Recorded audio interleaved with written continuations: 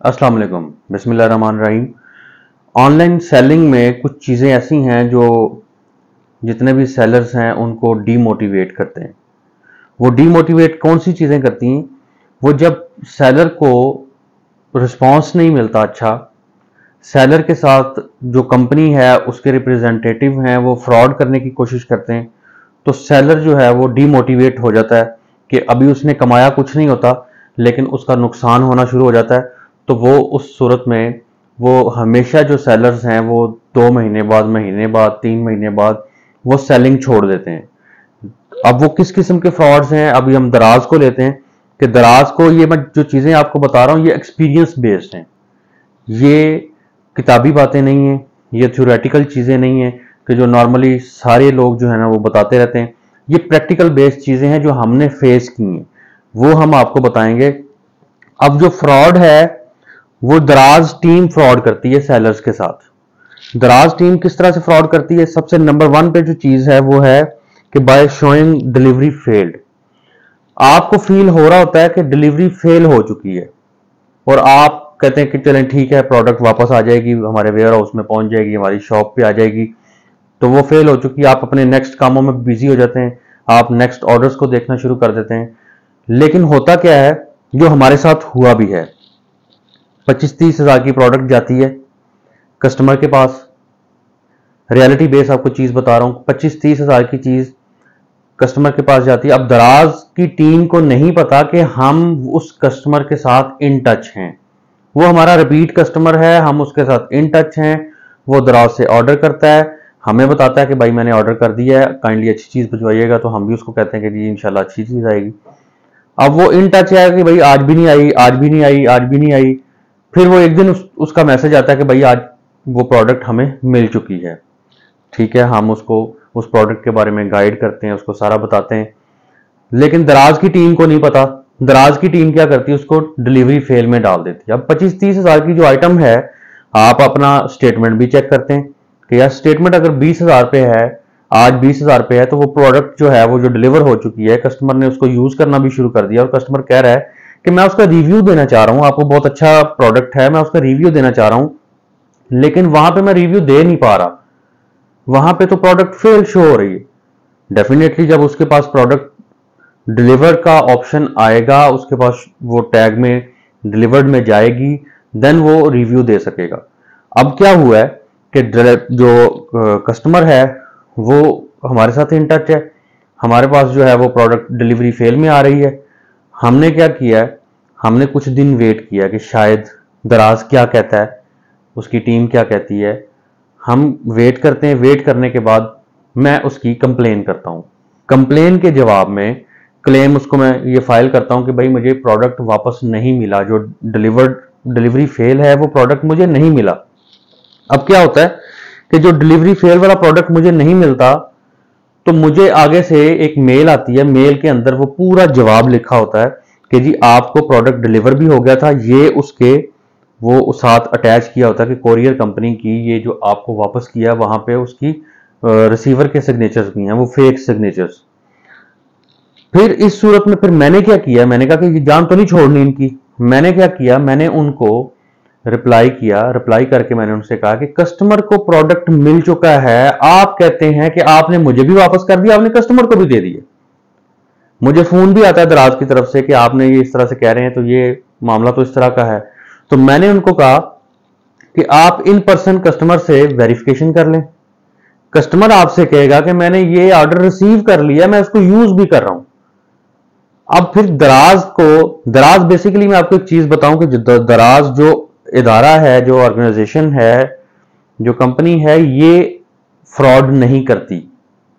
आगे हमारे जैसे ही लोग हैं जो इसमें काम करते हैं, जब उनको एक्सपीरियंस हो जाता है, कुछ चीजें उनके सामने आ जाती हैं, तो वो फ्रॉड करते हैं। दराज फ्रॉड नहीं करता, ना दराज इस चीज को प्रमोट करता है, इनकरेज भी नहीं करता, डिस्करेज करता है। वो ऐसे स्टाफ को फौरन फायर करता है, उनको फाइन भी करता है। अब मेरे आपके बताने का स्टाइल है, दराज को आप किस तरह से बताते हैं। जब मैंने उनको बताया इन पर्सन, उन्होंने वेरिफिकेशन की, उन्होंने आगे स्टाफ के साथ क्या किया क्या नहीं किया मुझे नहीं पता इस चीज का, लेकिन मुझे उन्होंने पैसे मेरे वापस कर दिए। अब अगर मैं उसको लुक आफ्टर ना करता, उसको फॉलो ना करता, ट्रैक ना करता, तो मेरे साथ ये 30,000 का फ्रॉड हो गया था। और मैं डेफिनेटली, जिस बंदे को 30,000 का बैठे बैठे फ्रॉड हो गया, वो कभी भी दोबारा वो इस तरह से डीमोटिवेट होगा कि वो दराज का नाम भी नहीं लेगा। अब दूसरा जो हमारे साथ वाकया हुआ था, उसमें ये चीज थी कि by replacing product with scrap and deliver to customer. ये रिसेंट हमारे साथ हुआ है। कस्टमर हमें कहता है कि भाई आपने ये मुझे क्या भिजवा दिया। उसमें क्या था, उसमें स्क्रैप की प्रोडक्ट्स थी, कोई कूड़ा उठा के जो है ना वो उसमें डाल दिया। अब वो हमने से किस तरह से जो है वो उसको आइडेंटिफाई किया और किस तरह से जो है हमने उसको देखा। दराज कस्टमर ने जब हमें उसमें चैट में बताया कि भाई ये आपने प्रोडक्ट मुझे भिजवाया है, मैंने तो आपको कुछ और कहा था। हम शॉक्ड हुए देख के कि यार हमने तो प्रोडक्ट नया भिजवाया था, कौन सेलर है जो इस तरह से कूड़ा भिजवाएगा। मैंने उसको कहा, उसको कस्टमर को, कि आप मुझे इसका जो शिपिंग लेबल है, क्योंकि वो पैकिंग जो दिखा रहे थे वो फ्लायर था, हमारी बड़ी प्रोडक्ट थी, बड़ी प्रोडक्ट वो बॉक्स में गई थी, कस्टमर के पास फ्लायर पहुंचा। तो मैंने कस्टमर को कहा कि आप मुझे इसका एक क्लोज व्यू में इसकी एक पिक्चर सेंड करें जो इसका शिपिंग लेवल है। अब प्रोडक्ट जा रही है 9 तारीख को, ऑर्डर आया उसका 8 तारीख को, प्रोडक्ट जा रही है 9 तारीख को। हम यहां से हमारे पास से चली गई 9 तारीख को, उसका शिपिंग लेवल, आपने शिपिंग लेवल के ऊपर देखेंगे तो वहां पे ऊपर प्रिंट डेट भी आ रही होती है। अब प्रिंटिंग की जो इजाजत है वो या तो सेलर को होती है या फिर दराज के ऑफिस वालों को होती है। अब दराज ऑफिस वालों ने क्या किया है, जो भी वो एरिया था, मैं उसको डिस्क्लोज नहीं करना चाह रहा। अब उन्होंने क्या किया कि उसको बॉक्स को खोला, प्रोडक्ट रख ली, खोला या जैसे भी किया, प्रोडक्ट अपनी इस्तेमाल कर ली, वहां से एक नया प्रिंट निकाला। नकल के लिए भी अकल की जरूरत होती है जो उनको नहीं थी। उन्होंने नया प्रिंट निकाला, नया प्रिंट निकाल के एक फ्लायर के अंदर जो है वो स्क्रैप डाला, स्क्रैप डालने के बाद उसको जो है ना वो कस्टमर को डिलीवर कर दिए। जब मैंने कस्टमर को कहा, मैंने कहा आप मुझे वो उसकी क्लोज व्यू पिक्चर भिजवाएं जो शिपिंग लेवल है, तो शिपिंग लेवल के ऊपर जो प्रिंट डेट आ रही थी वो 14 आ रही थी। हमारे पास 8 को ऑर्डर आता है, 9 को प्रिंट होता है, कस्टमर के पास जाता है, 14 तारीख को वो दराज के ऑफिस में जाता है। दराज का ऑफिस क्या करता है, उसको चेंज करता है, नया प्रिंट निकालता है, कस्टमर को डिलीवर कर देता है। अब ये सारे सिनेरियो के अंदर आप ये देखें कि उन्होंने इस तरह से किया, 15 तारीख को कस्टमर को डिलीवर हो गया। अब जब मैंने क्लेम किया, मैंने ये सारे एविडेंसेस साथ लगाए और मैंने दराज को कहा कि ये देखें, ये पैसों का मामला नहीं है, मुझे ये इस चीज का दुख नहीं है कि आप जो है ना ये इसको मेरे साथ इस तरह से फ्रॉड हुआ है। दुख इस चीज का है कि इस चीज को इन्वेस्टिगेट होना चाहिए। दराज का भी नाम खराब हो रहा है। हम तो कस्टमर के साथ जो है वो इन टच हैं, कस्टमर को तो पैसे मिल जाते हैं, उसके क्लेम वो वापस कर देगा कि जी मुझे तो ये चीज सही नहीं मिली। कस्टमर ने वीडियो भी बनाई हुई थी ओपनिंग की।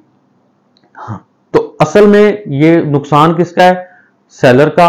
सेलर को भी पैसे मिल जाते हैं, खज्जल ख्वार होके मिल जाते हैं, लेकिन चीज ये है कि हम लोगों ने ही इस तरह की काली भेड़ों को आइडेंटिफाई करना है।